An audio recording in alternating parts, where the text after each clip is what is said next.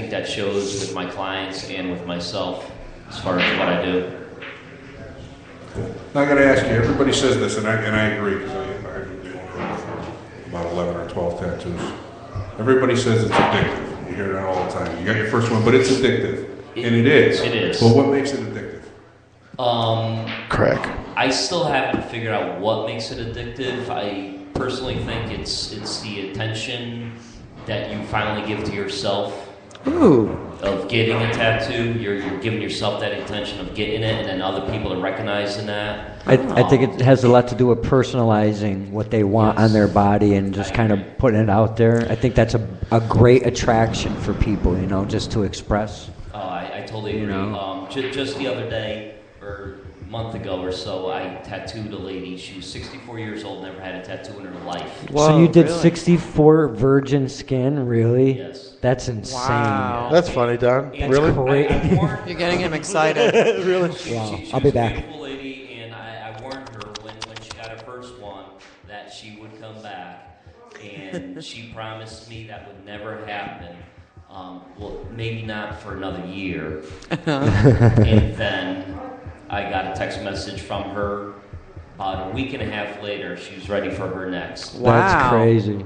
And that then, quick? 2 weeks later for her next. So she's Ain't just me, by the way. Damn. I try to push it off a little bit because people get excited when they get their first tattoo ever. Yeah. So I actually care about the people, and I care about 10 years from now.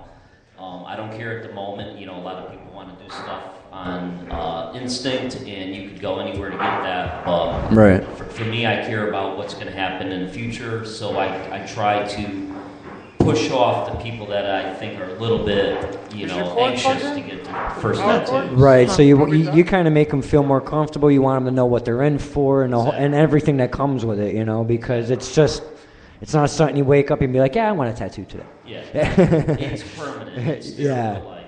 Yeah. It's the only thing that you can take to the grave with you. So, you're how many guys you got on your team? Is it just you, or how many people you have in your network over there? Specifically me. I'm a private-owned studio. Sounds like me. I like it that way. So do I.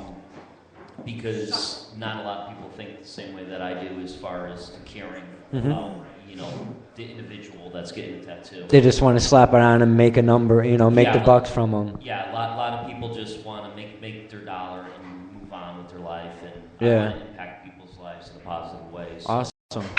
So you've been running solo this whole time, and that's crazy. Yes, so you do piercings and the ink. I do not do any piercings. Oh, you I don't was do just going to pierce her just for the sake of doing it. I just Oh, wanted to okay. Try it. Oh, really? Okay. Oh, now that's what I'd like. She wants her labia pierced. Yeah, she wants. she Yeah. I would be afraid to pierce a 50-year-old labia because it would She kind of is like. not going to be a guinea pig. It's like putting something through a waffle with a lot of syrup on it. No, she's not going to be a guinea pig. Sorry. No, forget that. Like that waffle, it's got so much syrup Tattoo, on it. You different can story. eat it. You can eat it, but Shut it breaks the apart. fuck up. Really?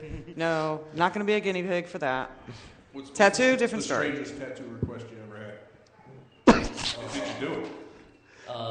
No, I've had several strange tattoos requests, but again, I care about the people that I tattoo, and there's a lot of other places out there that if you want something, you can go to them, but I've had a lot of strange requests, but none that I've actually followed through on. I was thinking of getting a girl's leg here and a girl's leg here. Underneath No? the armpit, yeah. That'd be good? Yeah, you should do that. Could you? 50% off just for you. I'll do it. No, I prefer to talk about the positive influences of tattoos that I do on people.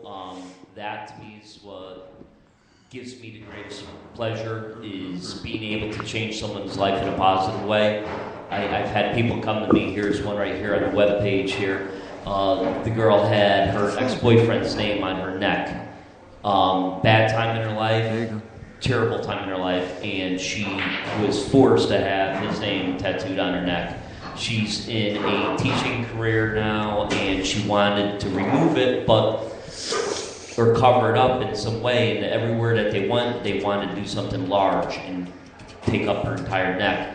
So I came up with the concept of a tattoo to cover up just the name, so it was no bigger than what she already had, but we got rid of the name. So now is this bird kind of thing, is this off of the feather idea? Yeah, the feather literally covered up the name exactly, and then the birds flying out of the feather are a representation of, her past fleeting her, and now she'd move on with her future. That's cool. She was so happy during that tattoo that 3/4 of the way through she cried and called her mother. That's awesome, and I see her comment, the greatest of all cover-ups, I'm forever grateful. That's awesome. Yeah, that means to me more. And that's what you're doing it for, right? Exactly. Exactly, man. That's awesome. Very cool. So I see you got some like bikes, and you're doing bike tins, and you're doing all helmets. You're like a master of all. I airbrush motorcycles. A lot of people will recognize no one recognizes me, but they'll recognize my motorcycle as I'm the guy that repaints his bike every single year. Every single year, I re-airbrush my motorcycle. Oh, really? See, you. Bolt the lightning, sorry. Could you just bust his hands? Really? Break his fingers? Much easier. I see kung fu coming your way, What motherfucker. possesses you to change the bike every year? Just creativity, I would think. Yeah. For me, it's just a matter of my time and paint, and I could, literally get a brand new bike every single year, just put something different on it. That's awesome. That's great, really. Also for me, it's calling card. People approach me, they see the bike, and they're like, "Aren't you the guy that paints the bike every year?" So is this your bike, or do you have a picture of your bike in this work? The clown bike is mine. The demon bike is mine. The Eddie bike is mine. The dragon bike. It's all the same bike. It's Just repainted. That's awesome. Some of the ones on the website are other bikes that I painted. If you look at this one right here, it's a picture of my license plate that I actually airbrushed on. He did. He airbrushed the Connecticut plate. That's what that is? Yeah, that's fucking awesome. So I use the iridescent paints in it just so it gives the natural reflection. That's cool. Yeah. Do you get away with that legally? Legally, I was informed by I would love to say, I was informed by a police officer that no, it is not legal unless used as a temporary situation. Oh, really? So you could do attempt kind of deal. That's Because you could write if you use your plate on a piece of cardboard. Right. Yeah. Well, Exactly. That's what I said to the cop. I said, how is it legal for you to take a black cardboard or piece of cardboard and black magic marker, write the plate number on and stick it in a tinted window? How is that legal? when I airbrush mine identical, and the cop says, well, that's legal for a temporary situation. He said, but what you did was illegal. And I said, well, can I help it if I'm a better artist than? And he kind of laughed and continued to hand me the ticket. But, Oh yeah, you're still getting the ticket. That's for sure. That's the way they are, right? Yeah. Oh, we can't knock the cops though. Can't. Oh no. Can't do that right now. So this Ghost Rider, is this something on a wall or something? yes, that was actually a good friend of mine. His son was, here's another great story. His son was afraid to sleep in a room, in his bedroom, so he would sleep in his father's bedroom every single night. So his father came up with this idea of me doing a mural on the side of the wall of whatever he wanted. He wanted Ghost Rider. Really, that's awesome. Out of everything, right? Because he was scared of the dark. Me personally, I'd be too scared to sleep. Yeah, no shit. And how old was he at the time? 7 years old. Wow.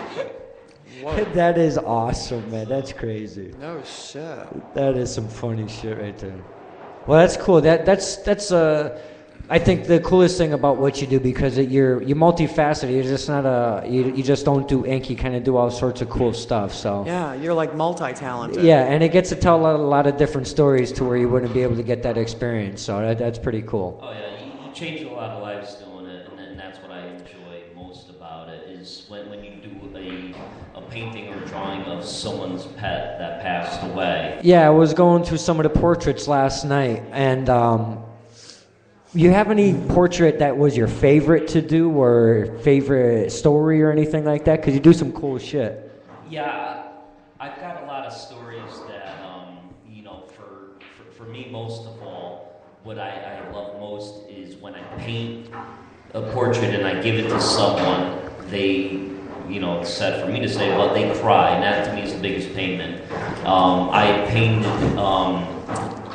someone's horse painting one day. This is probably my favorite portrait story. Is I painted someone's horse. She came up to me and she said, my horse died, and I personally knew the horse. Really? So it was kind of special for me to do this painting for my friend.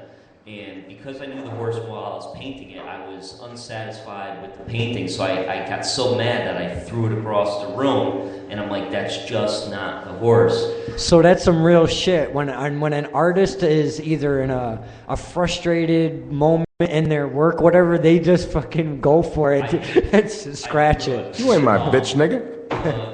2 weeks went by, and I finally painted a portrait that I thought was great, and I was so happy with it, and I gave it to the girl, and I said, just say no. It took so long. I wasn't pulling your strings. This is the painting that I did that I didn't like, and she looked at the first painting, bawled her eyes out, started crying, and she goes, oh my God, that's my horse. You captured it in her eyes. That's awesome. And she took the painting that I didn't like.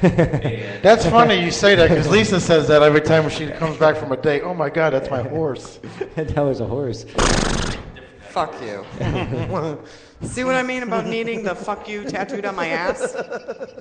Really? Fuck my ass. What else? No. Do you do the shows? Do you travel and do all the shows? No, I don't do the shows. I'm pretty satisfied with the clientele that I have, and they continue to produce and bring in more clients. So you get that much of a turnaround from your original clients? Yes. Wow, that's pretty hot. So for me, there's no real reason to go any further and to do these shows. Well, how do you keep up with yourself? How do you keep up with right? How the techniques, standards and techniques and equipment, inks and all that stuff? I keep on times by just basically talking with my supplier as far as new stuff coming in, and so it's just for me it's just constantly I'm never satisfied with whatever I do. I always consider I could do better and grow better. So for me it's a constant learning progress. So what's in the future? Obviously not me in the show anymore. Jeez. It's all about Keith right now. It's all about Keith. Hello, it's my name on this fucking now. It's all about Keith. About my business when I came. Yeah. I just want to ask some questions. I'm so curious. Yeah, you Just got to be right there. Exactly. Really? anyways, back to me. So, on average, Changed the name of the show, by the way, to what's your name again? Eric? Keith. Oh, Keith. The Keith Dwy Show. on average, how many do you do a week? How many tattoo? Don't. If I wanted something shoved in my mouth, I would put it there myself. Thank you very much. She would, and she does, believe me. You don't know this. I've seen the pictures. No, you haven't. Fuck you. Your studio's in Waterbury, correct, you said? Correct, yes. Okay.